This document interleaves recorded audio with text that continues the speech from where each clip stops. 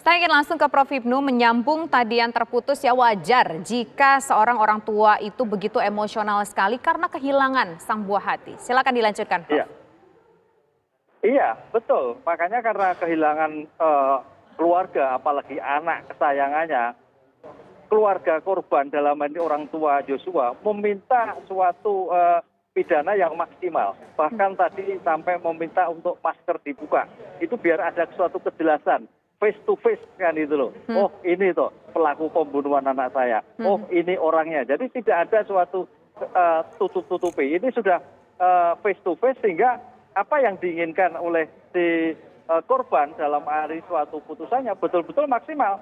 Kalau kita bandingkan dengan Baradae, keluarga korban masih ada tanda petik memberikan suatu pemakluman kan itu, memberikan support malahan untuk bisa memberikan suatu keterangan yang maksimal. Tapi kalau ini enggak, kalau terhadap FS tampaknya menginginkan suatu pidana yang maksimal sehingga tidak ada suatu ditutup-tutupi. Kalau sampai memang mengaku ya sudah jelas mekanisme suatu pembuktian itu ya biasa jangan berbelit-belit, ada suatu pengingkaran kan gitu. Ini kan kelihatannya kan tadi ada suatu kekesalan yang maksimal karena tampaknya ya memang FS masih bersyarat ya pemaafan bersyarat terhadap apa yang dilakukan karena kejadian terjadi ada suatu permasalahan gitu Mbak Rika.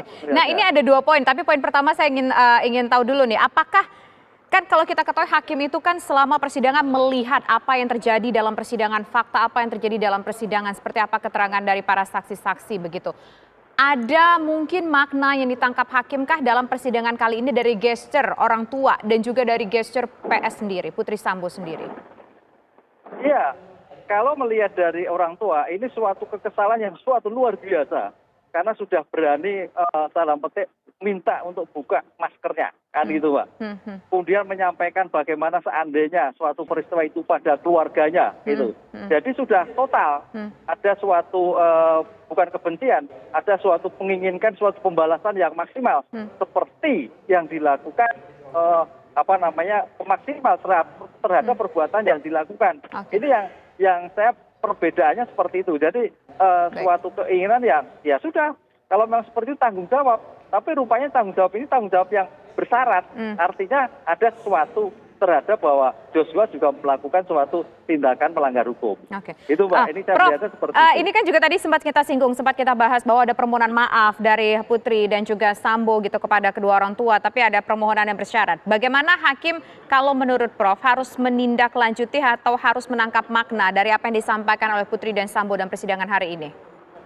Iya, permohonan maaf baik oleh FS maupun BC itu tidak menghilangkan sifat melawan hukumnya. Jadi hukum tetap berjalan.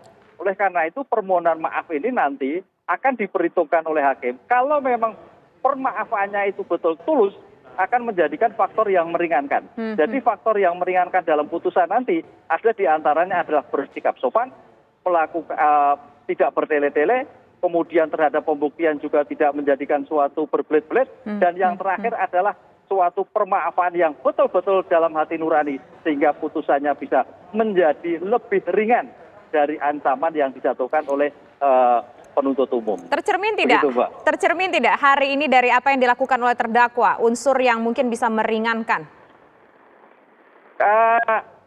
Bersyarat tadi, permaafannya bersyarat. Jadi berarti tidak tercermin ya?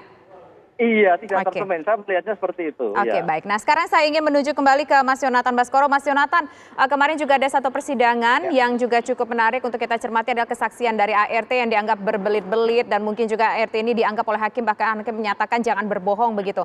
Apa yang mungkin bisa kita cermati dari keterangan Susi sang ART ini?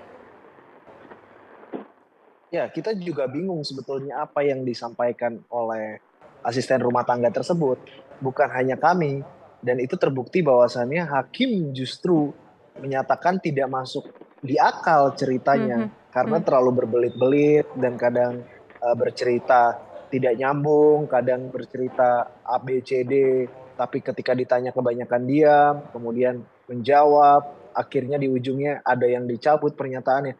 Nah ini yang mau saya ingatkan, hakim ini juga bisa memberikan tindakan tegas kepada saksi jika dianggap saksi ini memberikan keterangan palsu ataupun berbelit-belit.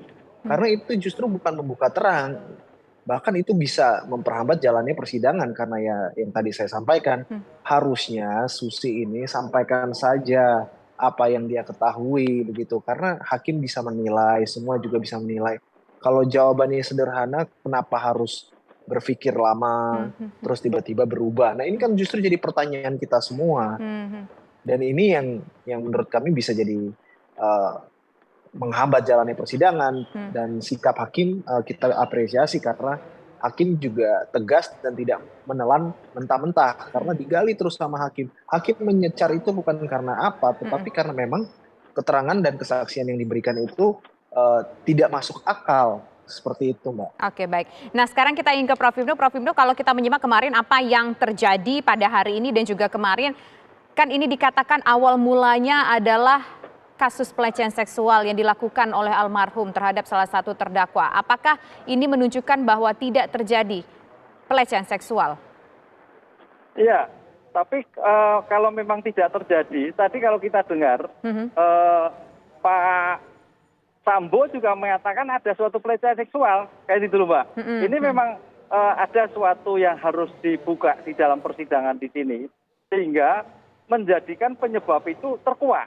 Pertanyaannya, setiap kejahatan itu pasti ada motif, kan itu loh. Pasti itu. Nah sekarang motifnya apa sampai terjadi pembunuhan berencana? Apakah hanya pelecehan seksual? Kan itulah. Oleh karena itu kami melihat dari persidangan kemarin, majelis nampaknya ingin melihat juga bagaimana atmosfer ataupun ritme kehidupan di dalam Bu Pece dalam asistennya. Itu akan kelihatan sekali bagaimana tingkat keakrabannya, bagaimana tingkat komunikasinya. Itu akan terlihat.